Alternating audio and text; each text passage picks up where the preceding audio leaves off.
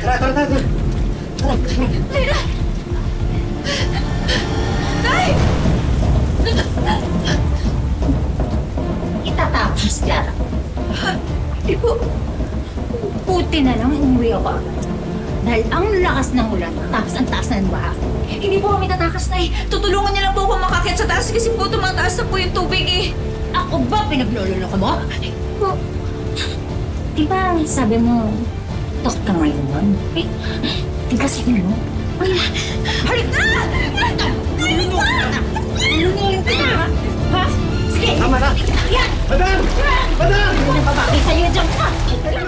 Mga kapuso, na-manifest nyo na ba ang inyong special wish? Para po sa 24th anniversary ng Wish Ko Lang, isang espesyal na kwento ang handog namin para sa inyo. Isang dalaga na kung bansagan ay anak araw dahil sa kondisyong albinism, may kakaibang talento sa pananahi. Pero sa kabila nito, ikinukulong siya na parang alipin at kinokontrol ng taong kanyang katubo. Bata pa lang ako, nagdodrawing at nananahina ako ng magagarang damit.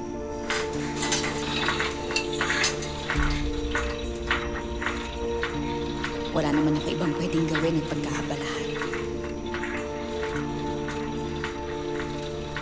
Dahil buong buhay ko, nakakulong lang ako sa kwartong ito. At araw-araw pinagmamalupitan ng sarili kong ina.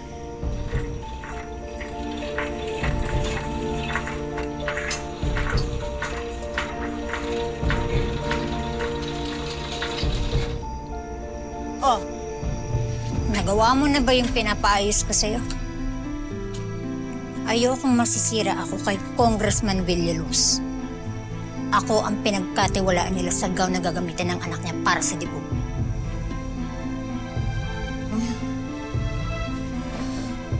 Opo, Nay. Ito na po yung gown ng debutante, Emily. Teka, patingin nga.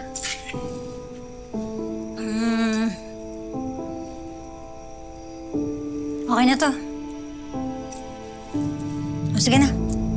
Okay na po. Tago mo na yan. Pwede na po ba akong kumain, Nay? Natapos ko naman na po yung mga inutos niyo sa akin eh. Nahihilo na po kasi ako sa gutom. Oh, bigay mo na yung pagkain na to. O, ayan ha. Papakainin na kita. Para naman magkaroon ka ng energy. Kasi mamaya meron pa akong mga ipapatayin sa'yo. Tama. Hoy! O ano? Bagal mo na, mali ka na!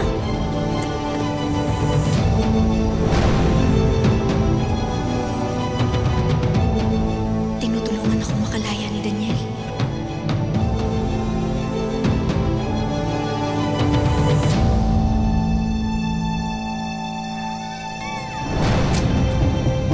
Nay? Oh! Bakit hawak mo yan? Bakit hawak mo ito? Ha? Ano? Tatakas ka, no? Ha? Hindi Tatakas ka? Hindi po. Halika nga dito. Bakit nasa ito? Sumugal ka! Gusto ko lang na magpabuhay ng normal eh.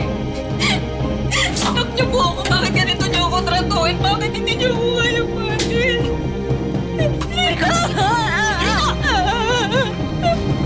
Hindi kita kayang tanggapin. Tingnan mo yung tsura mo! Mukha kang duwedeng maliit! Para kang ang binabad sa sarili. Ha? Anak araw! Ha? Ano yan? Tanda ka! Ano yan? Madam! Tama na! Madam, tama na! Bakit bang lupit-lupit niyo sa anak ninyo? Ha? Naikinabang naman kayo sa mga damit na ginagawa niya. Ha? Utusan ka lang dito. Paalam mo rin. Kaya wala kang karapatan. Nasagot-sagutin ako, ha? Naintindihan mo, ha? Tama na po! At ikaw, sa susunod na ulitin mo, mas malala pa ang gagawin ko sa'yo. Naintindihan mo? Ha? Naintindihan mo? Halika dito! Hindi pa tayo tapos. Bilisan mo. Visit ka. Bilisan mo!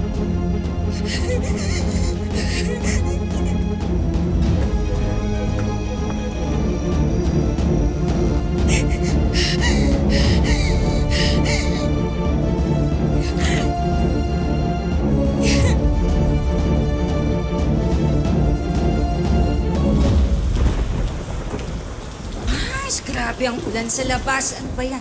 Oo nga eh. Daniel! Daniel! Madam, Aalis ako. Pupunta ako ng party. Ikaw na muna bahala dito. Opo. Teka, naayos mo na ba tong alulod? Malakas ang ulan, ha? Kapag nagbaha dito, handa ka sa akin. Naayos ko na po, madam. Sige, tayo mainom. Uy, bakit nag-init ng ulo mo? Ano ba? Bakit mainit nga ang ulo mo? Paano tong Clara na to? Nagtangka ba namang tumakas? Hindi nga. Oo. Pero in fairness ha, mahusay talaga yung gumawa ng damit niyang Clara niyan, oh. Nasunod niya yung kulay, yung bag. At buti na lang, sabihin mo, Day, ikaw ang nakikinabang sa talento ng babae niyan. At higit sa lahat, buti na lang sabihin mo, ninakaw mo siya sa tunay niyang nanay.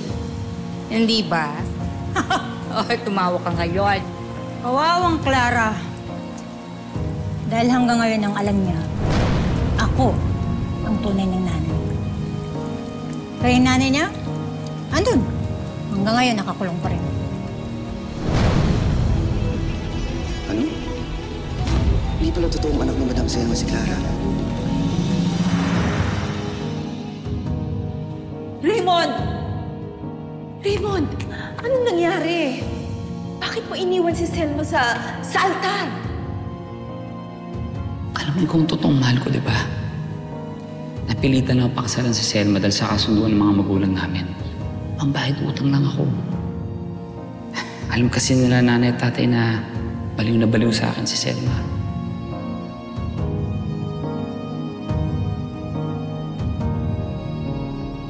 Raymond! Hayop ka! Pinahiya mo ako sa maraming tao. At dahil dyan, hindi timanta kita ng stop. Ikaw, kasama ng mga magulang mo, magbubulok kayo sa bilangguan!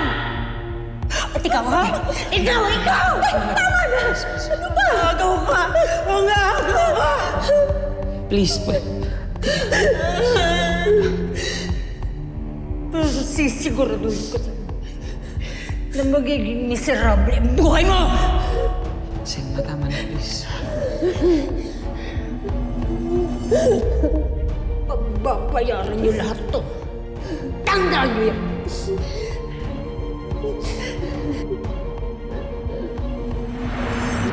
Bukod sa albinism, meron din daw butas sa puso ang anak natin.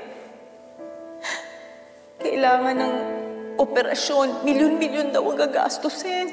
Paano yung wala naman tayong pera? Saan tayo kukuha? Ha? Saan tayo kukuha ng pera? Kawawa naman yung anak natin. Meron na nga siyang malalang kondisyon sa balat. Tapos, meron pang butas ang puso niya. Paano na siya? Raymond, paano ng anak natin? Paano, Raymond? Raymond, Catherine. Ano ginagawa mo dito? Ay, hindi. Huwag kayong mag-alala. Hindi naman ako nagpunta dito para manggulo. Ang totoo nga niyan, nandito ka para tumulong. Nabalitaan ko kasi yung sitwasyon niyo. Gusto ko sanang mag-alok ng isang kasunduan. Hindi. Kung gusto niyo, lagyan natin ng kontrata. Okay lang din yun sa akin. Sasabihin ko na rin kay Papa na iurong na lang yung kaso dun sa mga magulang mo. Tapos yung baby, ako na lang ang sasagot sa pagpapagamot. Para naman hindi na kayo mang problema. Ano kapalit?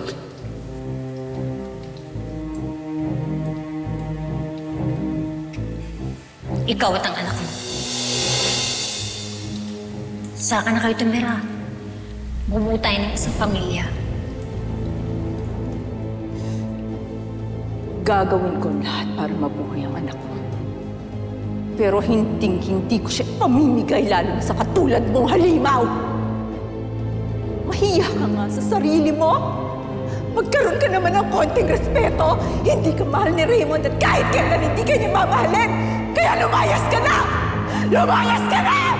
Hindi ka namin kailangan! Hindi namin kailangan yung tulong mo!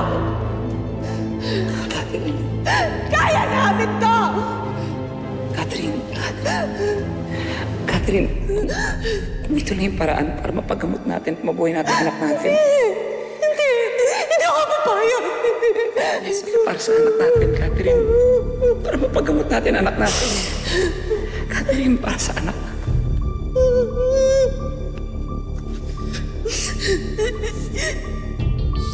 Sige na. Ibalik mo agad ang anak ko. Ibalik mo agad ang anak natin. Anong awa mo na? Sige na. Gawin yun na para sa anak mo. Sige na. Ha? Huwag na lang. Huwag na lang. Huwag na lang. Halika na. Huwag na lang. Raymond! Hoy! Hoy! Hoy, ano yan? Raymond! Ano? Tigil! Tama na! Tama na! Tama na! Tama na! Tigil! Tama na!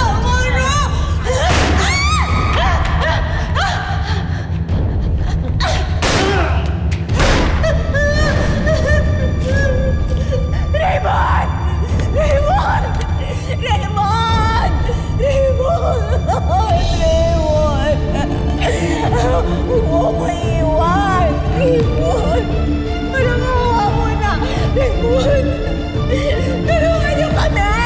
Tulungan niyo kami, Raymond! Raymond!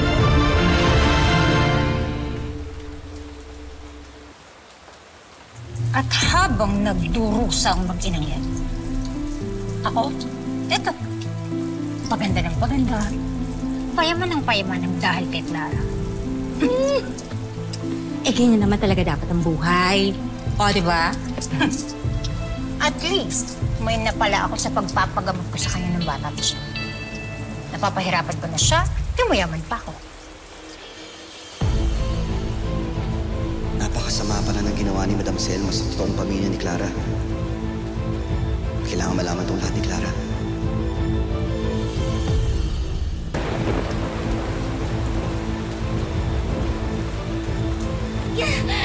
Tulong! Nay! Daniel! Tulong! Daniel! Daniel, mabuti dumating ka! Ano nangyayari? Bakit ginabaha tayo ng malala? Yung Daniel chumapaw na naman. Huwag ka mag-alala, itatakas kita dito. Kailangan mo nang umalis sa bahay na to. Itatakas! Huwag! Baka pagalitan na naman ako ni nanay. Ikaw baka mapahama ka ulit. Tsaka pag tumakas ako, saan ako pupunta? Wala ko ibang pupuntahan. Si nanay lang ang pamilya ko. Mabuti pa, iakyat mo na lang ako sa taas. Baka malunod ako dito. Sige na. Clara, kailangan ka malaman. Tsaka na yan. Kailangan ko muna makaakyat. Sige na, Daniel. Tulungan mo na ako. Sige na. Clara, itong gawin. Para maklagan kita. Tara. Lina! Nay! Itatapos, Clara. Hindi po. Puti na lang umuwi ako agad. Dahil ang lakas ng ulan, tapos ang taas na ng baha. Siguro para na rin makita ko yung mga katarantaduhan mo. Hindi po kami tatakas, Nay. Tutulungan niya lang po ako makakyat sa taas kasi po tumataas na po yung tubig eh. Ako ba pinaglololo ka mo? Po. Di ba sabi mo, takot ka ngayon? Eh, di ba sabi mo? Ay, halik na! Nalunguin ka na! Ha? Sige! Tama na! Yan! Madam! Madam! Ang babaki sa'yo dyan! Ha? Nalunguin ka! Madam! Tama na! Puling-puling na ako sa'yo. May gusto ka ba sana? Pulis, hindi mo na siya makikita kahit kailan. Dahil tatanggalin ang takot ko ng pakalimero ka! Wala akong pakialam! Alis na rin naman ako! Punong-puno na ako sa kasamaan mo. Isasama ko si Clara. Isasama mo si Clara. Hindi mo maisasama ang anak ko! Di mo naman siya tunay na anak, di ba? Palayain mo na siya! Ang sabi mo, Daniel? Narinig ko yung usapan nila ni Madam Emily. Nakakulong ang totoong nanay ni Clara dahil sa iyo. Hindi ka pala kontento, pati si Clara pinapahirapan mo? Wala kang puso! Totoo ba yun? Totoo ba yun? Oo! Hindi ako ang tunay mong ina. Pero malaki ang utang na loob mo sa akin. Ako lang naman ang nagpagamot sa'yo nung may sakit ka sa puso nung sanggol ka. Kaya pagtatrabahuhan mo yan hanggang sa malagutan ka ng hininga. At pagbabayaran mo yun ng dugo at pawis mo. Bakit? Lahat ng yaman mo galing sa hirap ko. Galing sa lahat ng damit na tinahi ko para sa'yo.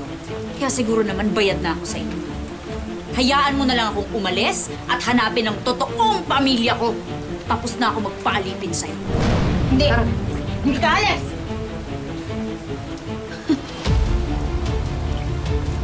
Wala na akong pakialam kung magalit ka pa sa akin!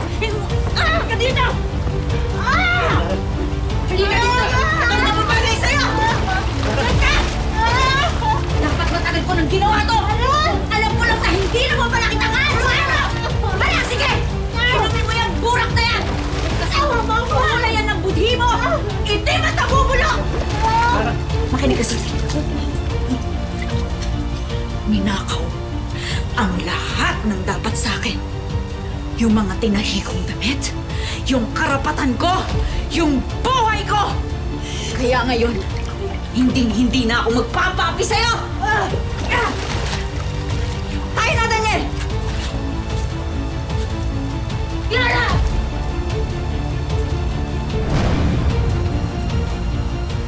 Subukan mong sumunod sa akin. Itatara ko sa dibdib mo to! Clara, tama na. Halika na.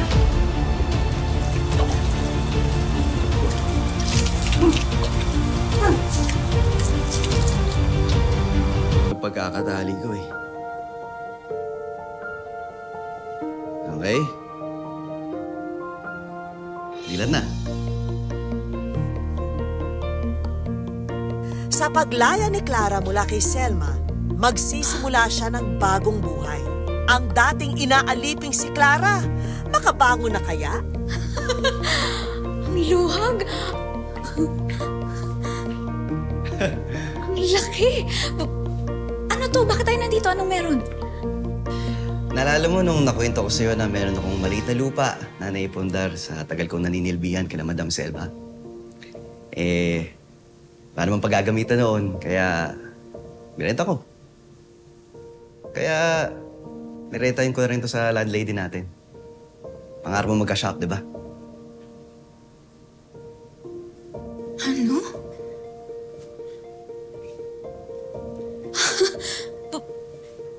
Bakit mo binibigay sa akin lahat to? Yung lupa mo, bakit mo binenta yun? Sa'yo yun, pinaghirapan mo yun. Clara, noon pa man, naniniwala na ako sa galing mo. Naniniwala ako sa mga pangarap mo. At gusto kong matupad mo lahat ng yun. Dahil mahal kita, Clara.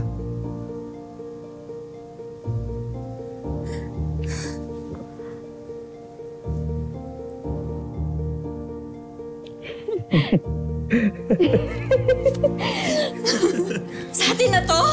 Oo, tapos, dito ko ilalagay yung makina na bago. Nabili ko para sa'yo.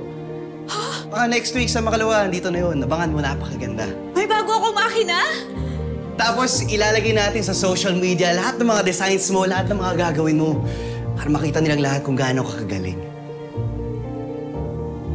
Clara, magsisimula ka ulit.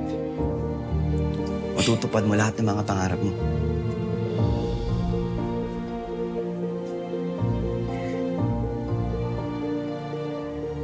Nahanapin natin yung nanay mo. Okay?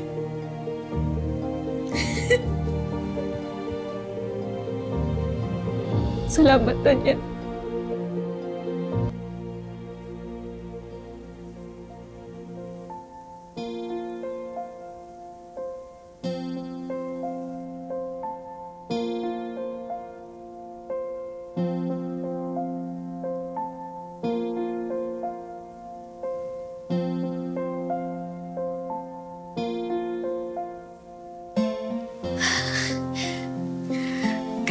Daniel, buong buhay ko, wala akong ibang ginawa kundi magtahi ng damit para maibenta ni Selma. Pero ni isang tao, walang nakakaalam ng pangalan ko. Ngayon, dahil sa pagbe-video at pagpo-post mo online ng mga tinahi kong damit, isang linggo pa lang marami nang nakakaalam ng pangalan ko. Ang sarap palang makilala.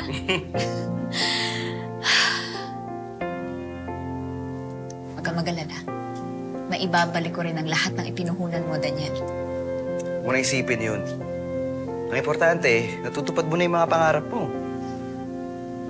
Nababalik mo na yung pagkatao mo na ninakaw sa'yo ni Selma.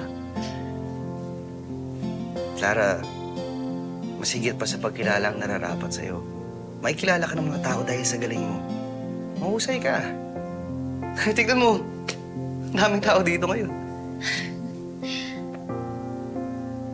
Kahit kailan, hindi sinabi sa akin ni Selma mahusay ako. Dahil kahit kailan, hindi ka niya tinuring na totoong anak. May isa pa akong sorpresa sa'yo.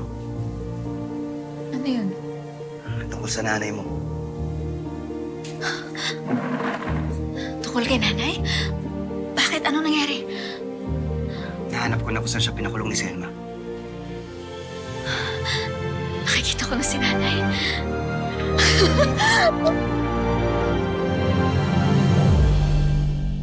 Nago, Selma, puro ka na ng palugit. Wala nang magagawa niyan. O, sige, perman mo na to. Ano? Sige na. Ay, masisiri pa tayo niyan eh. Aka na. Teka nga. O yan. Saksak mo sa bagang. Teka lang. Sino bang bullshit na yan ang nakabili ng lugar na to? Oo nga. Hoy! Uy! Kinakausap pa kita. Sino ba? Ako!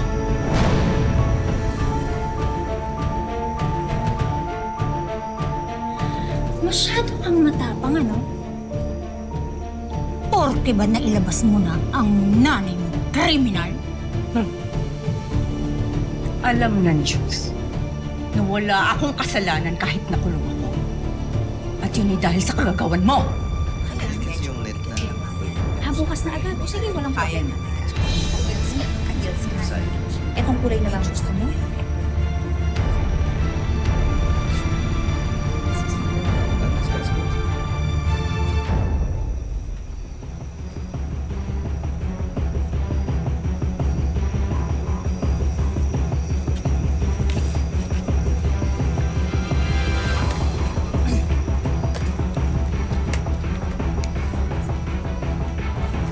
Tingnan nga natin. Mapapakinabangon itong mga to. Alam mo, hindi mo na mabibenta to. Aba? Sino ka? Anong ginagawa mo rito, ha? Ano to? Gasolina? Anong Selma? Ako lang naman.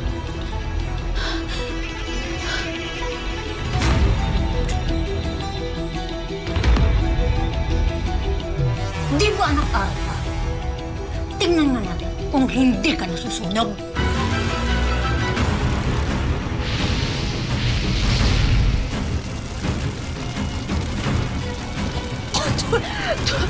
Tulong! Abangan ang pagtatapos ng ating anniversary special sa susunod na Sabado. Makikilala nyo na rin ang isang taong tutuparin natin ang mga simple pero taus-pusong hiling. Matapos niyang makalaya mula sa 30 taong pagkakabilanggo. Sana mabigyan kami ng pagkakataon na magkita-kita ngayon magkakapatid, mga kamag-anak at saka yung mga anak ko. Sobrang miss ko na sila. Isang madamdaming kwento ng pagbabagong buhay. Kapuso, loyal viewer ka ba ng Wish Ko Lang? I-manifest mo na ang wish na yan. Lagi po nating tatandaan, hanggat hindi tayo napapagod, humiling at maniwala, hindi tayo mapapagod lumaban sa buhay. Ako po si Vicky Morales at ito po ang Wish Ko Lang.